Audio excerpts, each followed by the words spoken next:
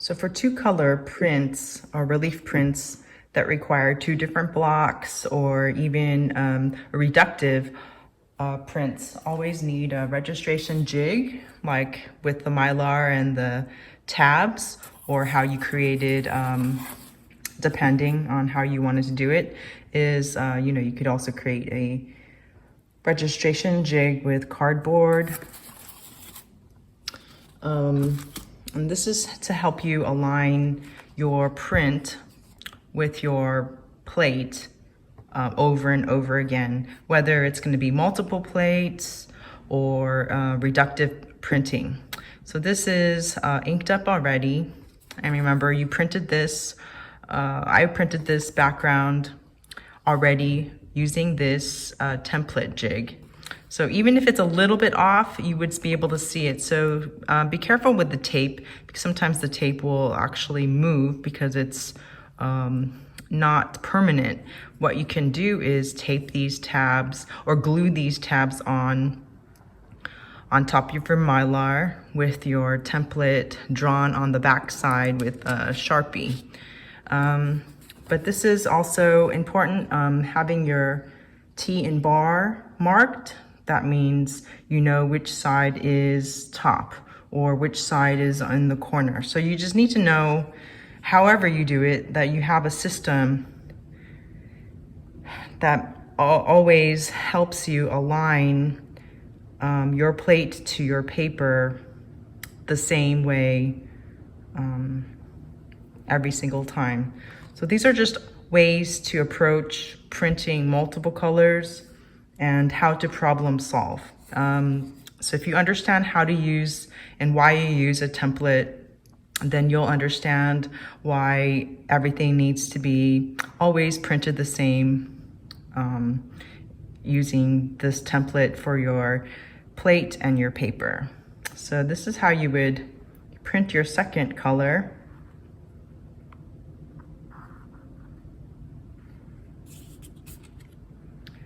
Using the Lennox paper, you'll need, it doesn't really work as well as the thin Asian papers.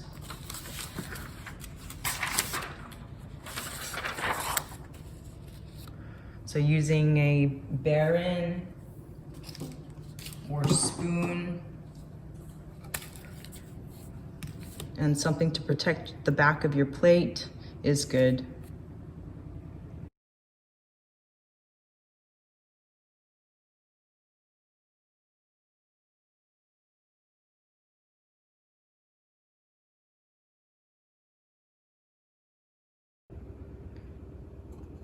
So for your two color plate, originally it had just a straight background color, and that just kind of gives you a different option to do color with the easy solid background.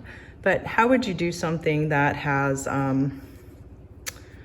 multiple colors, that has shapes and highlights, right? So an example of that would be a drawing that you had originally done, and you would have it delineated, right? So you would have a color, black and white, right? A background that has been carved out that doesn't have ink will stay white like the paper. Or if you have brown color, it would be the brown of the paper. So the idea for the using black, a color, and white is like to be able to plan something that you already had in mind, so you could pre-carve and pre-plan out areas that you need to cut out. So how you would do this, it's not really that clear, but it's your idea that you're going to be transferring. So when you see this transferred, you'll understand what I'm talking about. Carve out your key image, the black. You would print this, say, onto the same size piece of paper, and you would print this onto the second block, which you'll see right now. So best practices is always to print black on top of your colored sheet of paper. So this is what you would do before you even do your addition. But beforehand, I also prepared paper that I was going to use as transfer. It's kind of like a sacrifice print or sacrifice piece of paper. You can also use newsprint to transfer, but I'm just going to use my masa paper cut to size. Again, mine here is cut to size with the T&N bar. It's just good practice to do. I'm making sure that my plate is lined and snug to the corner. And what I'm going to do is print this like how I would usually print something. Smooth side down if you're going to be using masa paper. And transfer the image onto the print.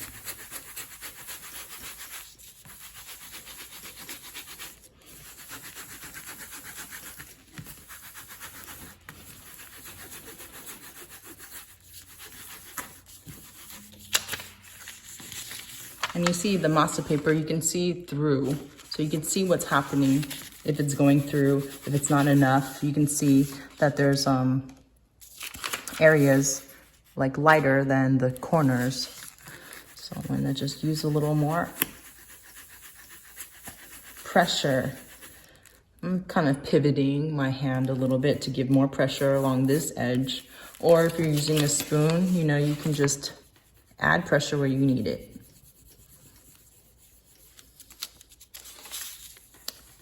Since this is most likely a sacrifice print, it doesn't really matter so much if it's totally full or not, but this is going to be used. It's going to hold the ink that's going to be transferred onto the second plate. So if you're using, if you're going to be using something that you drew, pre-drew, had a lot of detail, but the carving of actually your plate is going to be very different than your drawing. So this is the reason why I'm using my printed linoleum print to use as the transfer and my guide for my second plate and my second color. So you can, so since this is attached because it's sticky, you can move this out of the way so it won't disturb your tabs, because that could move and dislodge if you're putting a lot of pressure and movement. So this way my plate won't move or distract or move away this registration. So you see this registration can move because it's a little just taped, not glued. So sometimes if you're printing on top of this, this might give a little bit and then be misaligned for the next prints. So we could peek at this to see if it's transferred. I think it's good enough. I'm gonna just catch this a little bit more. So details are important, so I think that it's good. I'm gonna take it off. So here's my plate or my print that I'm gonna transfer to my second plate. And here's my second plate that it's cut to size. It's the right orientation. Place my plate on top. Make sure it's aligned. It's like it's touching my tabs, and it can't really pivot too much, but it does a little bit. So I just want to make sure my lines are perpendicular. So now it's ready for this print, which is just printed in tacky. I'm going to place this face down.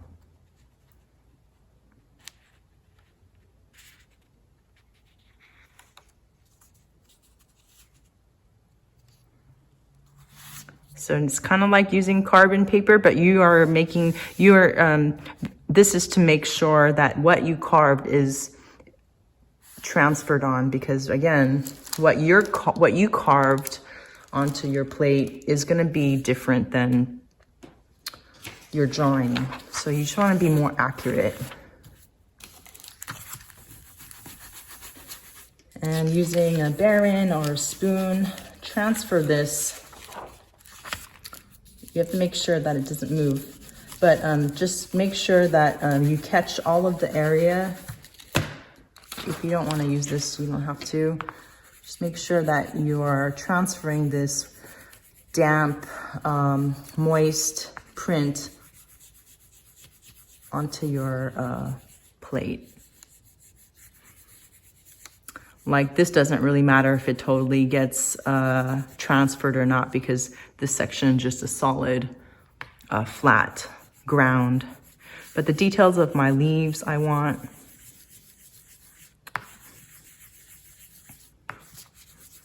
So it's just kind of like using your carbon paper or your graphite drawing and transferring it onto your linoleum. This is just using the ink of your print.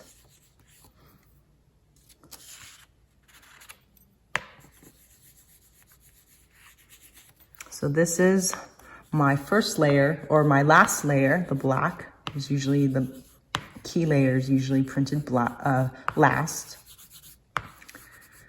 But see, now I'll have a guide. Just want to make sure. I mean, it's clear enough for me to see. This is my transfer, right? So now I can figure out, okay, so I want, so I know exactly where I'm going to put carve out my second layer. So you can use carbon paper or just kind of trace it. You cut all of this off if you want, so it's more exact. And then you can use carbon paper.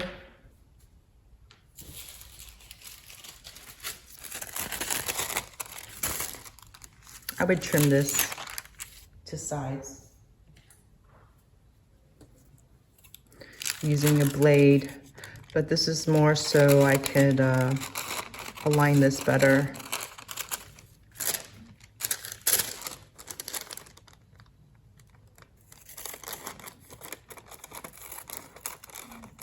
Oops. Only a corner. Oops, the wrong corner, but that's fine. So you could see your drawing matches your outline, or if you already know exactly what you're gonna do, you know exactly where you would need to carve out or keep your blue. Say this is what I want to keep blue. Get my drawing. Right, I want to keep this blue. I would carve away everything but the blue. Right?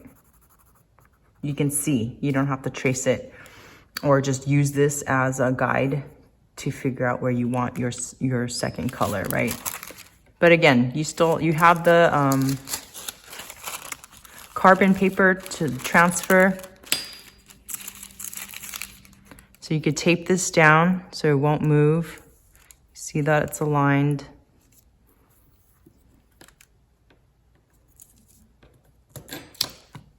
I mean, there's different ways to go about doing this, but to make sure that it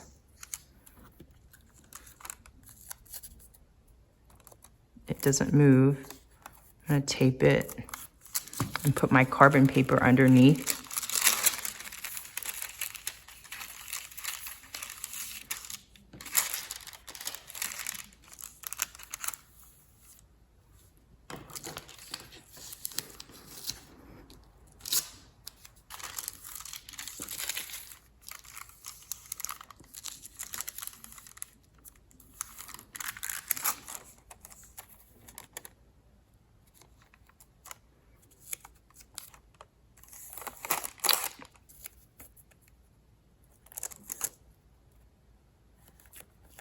I mean, you could trim this off, but I'm not gonna trim it off.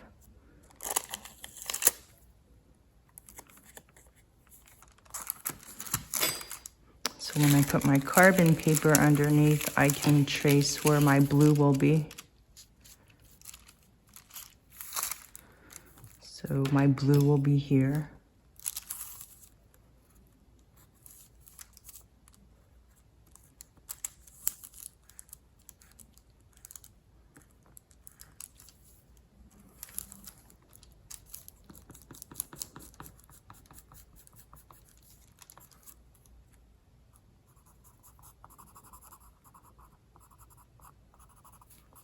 But since it's your drawing, you'll know where to carve and how to edit. You don't, I guess I could just color it in so it won't be such a hassle to remember.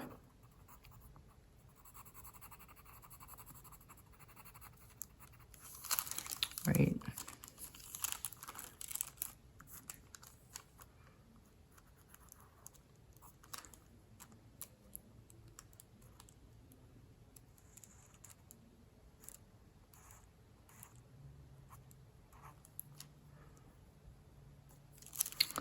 So I know that my 2 leaves will be blue.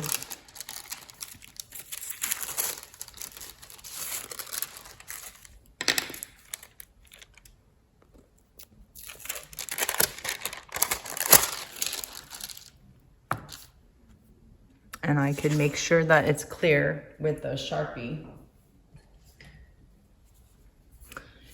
But you don't need to have that. So you can see that the blues will be clearly defined.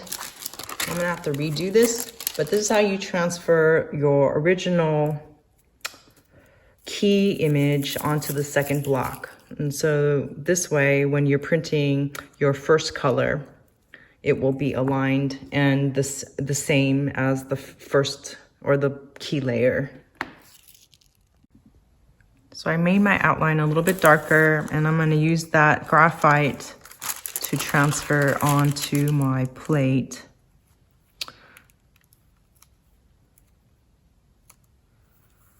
You know, you could use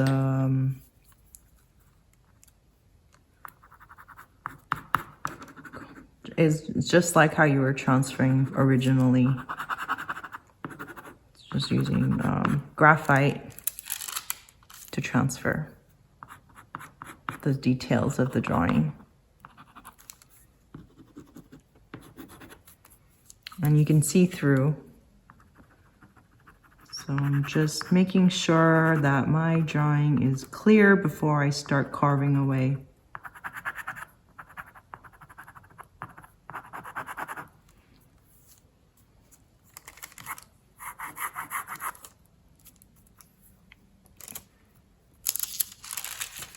So I can see my drawing.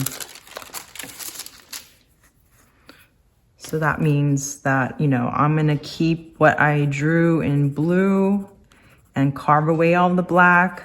So I'm gonna keep what I drew and carve away all the whites, carve away the black, and then I'll show you how to print that.